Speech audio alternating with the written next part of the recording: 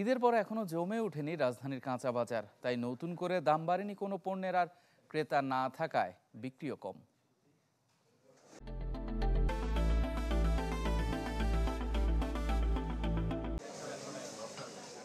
এখনও রাজধানীতে কাটেনি ঈদের ছুটির আমেজ।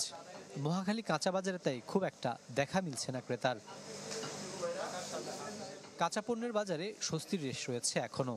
বেগুন, পেঁপে, করলা থেকে শুরু করে অধিকাংশ সবজি বিক্রি হচ্ছে 50 টাকার ঘরে।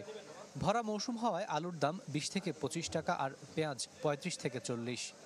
ঈদের পরের থেকে বেগুনের দাম, শসার দাম এটি কমছে, লেবুর দাম একটু কমছে সামান্য। ভেন্ডি, পটল 60, আর সিজিঙ্গা 60, করলা 80। আপনার পেঁপেটার দাম একটু বাড়তি, পেঁপেটা আনসিজন, পেঁপের দাম একটু বেশি।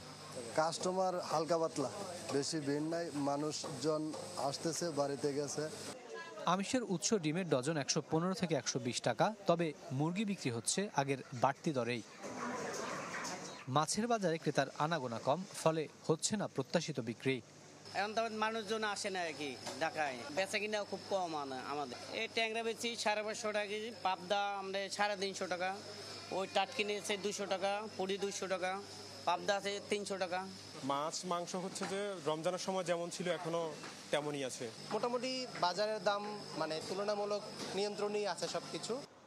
বাজারে পণ্যের দাম নিয়ন্ত্রণে রাখতে নিয়মিত মনিটরিংয়ের উপর জোর দিলেন ক্রেতা বিক্রেতারা।